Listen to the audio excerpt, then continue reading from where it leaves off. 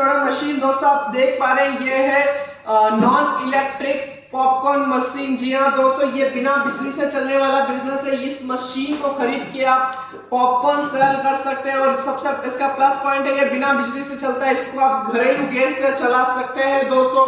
और इसके जो पॉपकॉर्न की कॉस्टिंग आती है वो कुछ 2 से 3 रुपए अप्रोक्स की आती है और उसको आप इजीली मार्केट में 15 से 20 रुपए में सेल कर सकते हैं। डिपेंड करता है आप कैसे एरिया में इस मशीन को लगा रहे हैं, कैसे प्लेस पे इस मशीन को लगा रहे हैं।